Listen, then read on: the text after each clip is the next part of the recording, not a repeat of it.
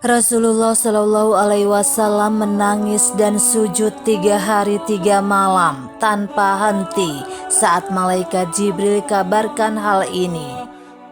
Pada suatu hari Rasulullah Shallallahu Alaihi Wasallam ditemui oleh malaikat Jibril.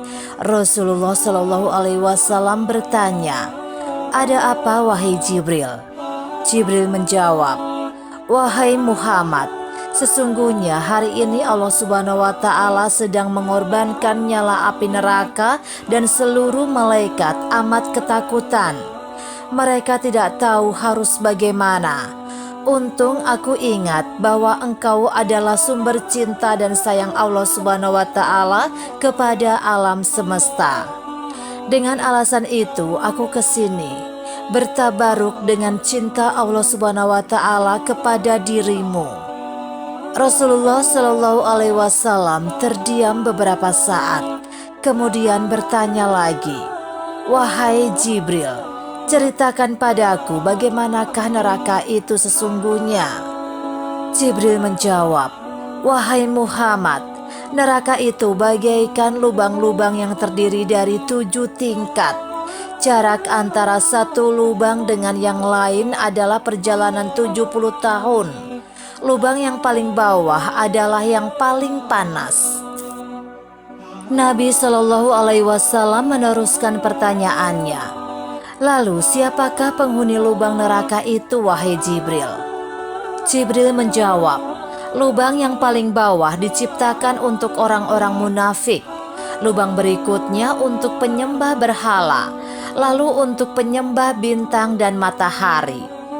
Jibril terus menerangkan penghuni tingkatan neraka hingga lubang yang kelima, tempatnya umat Yahudi, dan yang keenam dihuni oleh umat Nasrani. Setelah menjelaskan penghuni 6 tingkatan neraka, Jibril pun diam dengan cukup lama. Rasulullah Shallallahu Alaihi Wasallam pun penasaran dan bertanya kembali, "Wahai Jibril, siapakah penghuni neraka yang ketujuh?" Jibril diam saja dan tidak menjawab. Rasulullah Shallallahu Alaihi Wasallam pun mengulangi pertanyaannya, namun Jibril tetap diam. Rasulullah Shallallahu Alaihi Wasallam pun semakin penasaran dan mendesak Jibril agar menjawab pertanyaannya. Akhirnya Jibril pun berkata, "Umatmu wahai Muhammad, mereka itu para pelaku dosa besar di kalangan umatmu yang mana sampai mereka mati belum bertaubat." Mendengar jawaban malaikat Jibril, Rasulullah Shallallahu Alaihi Wasallam langsung jatuh pingsan. Malaikat Jibril pun merangkulnya dan meletakkan tubuh Rasulullah Shallallahu Alaihi Wasallam di atas pangkuannya. Tak berapa lama Rasulullah Shallallahu Alaihi Wasallam pun sadar dan langsung menangis bersimbah air mata dengan terisak-isak. Rasulullah Shallallahu Alaihi Wasallam mempertegas pertanyaannya, "Wahai Jibril, apakah benar ada di antara umatku yang masuk neraka?" Jibril menjawab, "Benar wahai Muhammad, pelaku dosa besar di antara umatmu yang belum bertaubat." Setelah itu Rasulullah Shallallahu Alaihi Wasallam langsung menghadap kiblat dan bersujud kepada Allah Subhanahu wa Ta'ala. Sesekali dengan suara pelan beliau membisikkan kata-kata, "Ummati, Rob, ummati, ummati, ummati."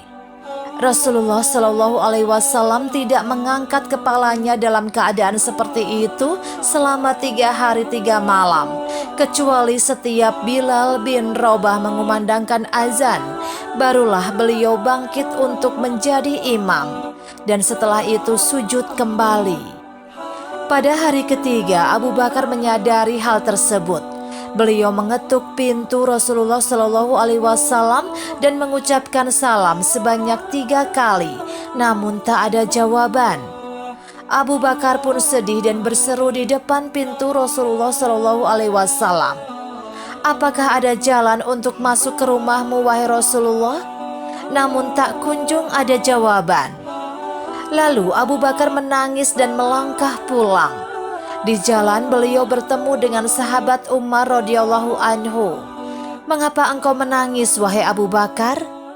Abu Bakar pun menceritakan keadaan Rasulullah Shallallahu Alaihi Wasallam.